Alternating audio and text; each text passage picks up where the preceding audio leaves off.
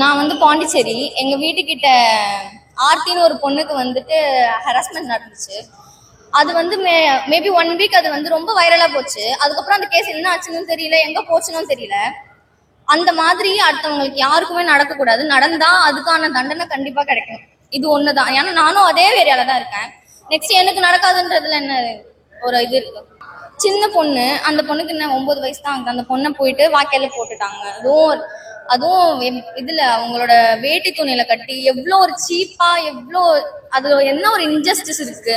ஆனா அது மேபி ஒரு 1 வீக்குக்கு மேல கூட யாருமே பேசல. அதை பத்தி நெக்ஸ்ட் கூட யாருமே ஒரு ஸ்டெப்பே எடுக்கல. அந்த மாதிரி நடக்காம இருக்கிறது என்னோட ஃபர்ஸ்ட் நான் விஜய் நான் கேட்கணும்னா இது ஒண்ணுதான் கேட்பேன். போயிட்டு ஸ்டேஜ்ல போயிட்டு இந்த மாதிரி உங்களை பத்தி பேசணும்னா அப்படின்னு சொல்லிட்டு கேட்டேன்னா அவங்க வந்து என்ன பத்தி பேசாதீங்க, வேற எதை பத்தி வேணா பேசுங்கன்னு சொன்னாங்க. அவங்களோட ஃபங்க்ஷன்ல அவங்கள பத்தி பேசாம வேற எதை பத்தி பேசுறது தெரியல.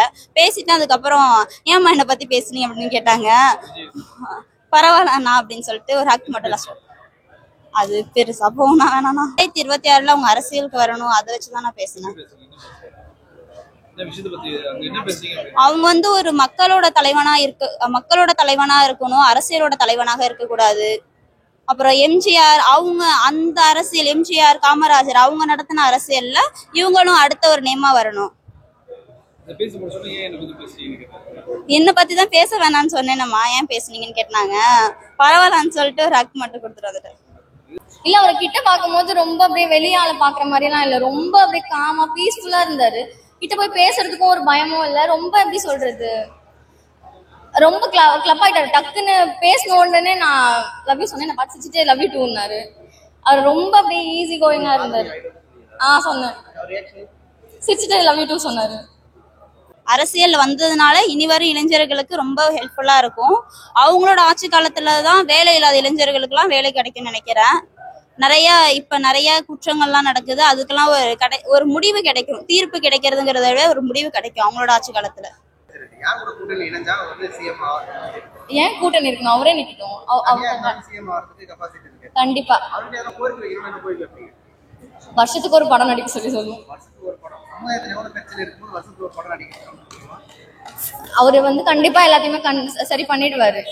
இருந்தாலும் ஒரு ஃபேனா எங்களுக்குன்னு ஒரு இது இருக்கும்ல, கண்டிப்பா விஜய் அண்ணா எல்லாத்தையுமே மாத்துவாரு. கண்டிப்பா நம்ம சொசைட்டில நிறையவே சேஞ்ச் இருக்கும்.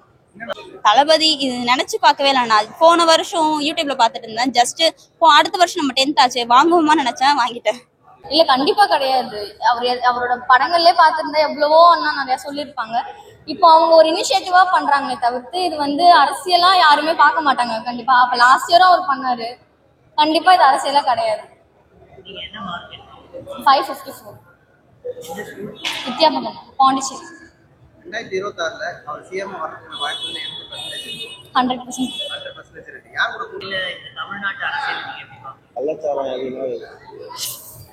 எனக்கு தமிழ்நாடு நியூஸ் அதிகமா தெரியல.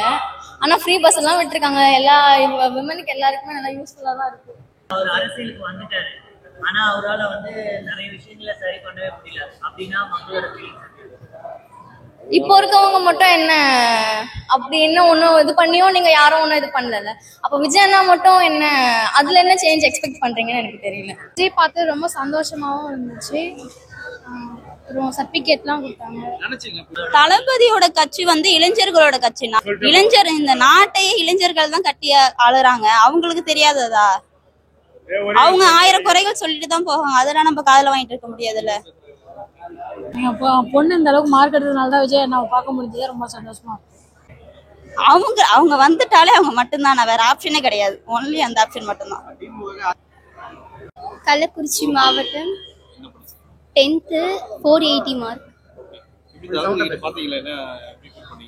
ரொம்ப ஹாப்பியா இருந்துச்சு.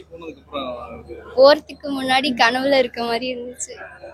மயிலாடுதுறையில இருந்து வரேன்னா இப்பதான் 10th முடிச்சேன். 491 மார்க்.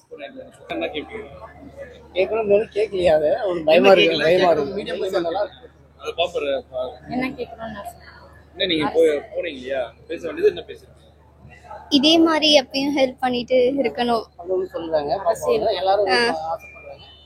எல்லாருமே எங்க வீட்டுல இருக்கவங்க எல்லாருமே அவரோட பெரிய ஃபேன். ஆனா யாராலையும் வர முடியல. நினைச்சு சார் நல்லா சாரட்டா இருக்கு. ஒன்றும் தப்பு இல்லை, ஆசையா இருக்கு.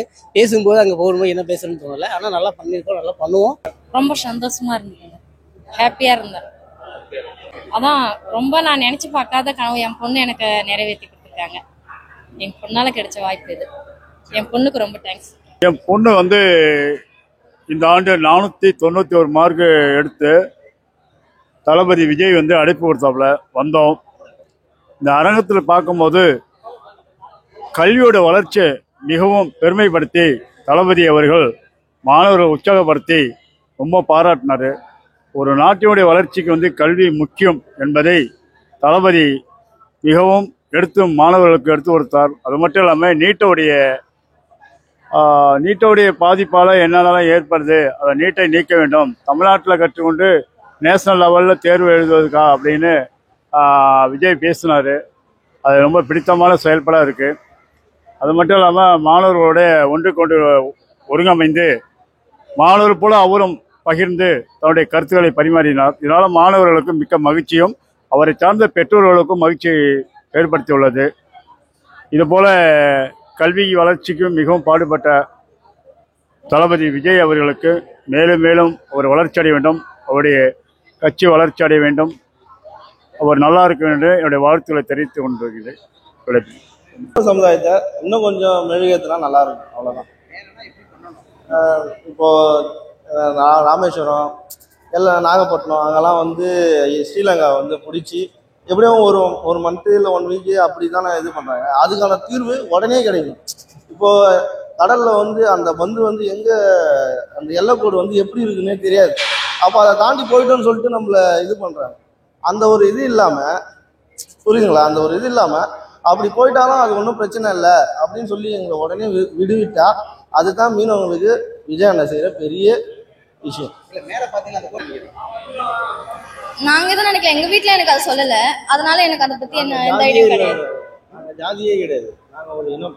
நாங்கள் வந்து மீனவர், நாங்கள் வந்து ஃபிஷர்மேனு. எங்களுக்கு வந்து ஜாதியே கிடையாது. நாங்கள் எந்த ஒரு ஜாதியிலுமே சேர மாட்டோம். எங்களுக்கு வந்து ஒரு இனம், தமிழ் எப்படி ஒரு இனமோ அந்த மாதிரி மீனவர்ன்றது ஒரு இனம், அவ்வளோதான். நல்லா இருக்கீங்களா சார் கேட்டோம், நல்லா இருக்கோன்னாரு. சாப்பிட்டீங்களான்னு கேட்டோம், சாப்பிட்டோம்.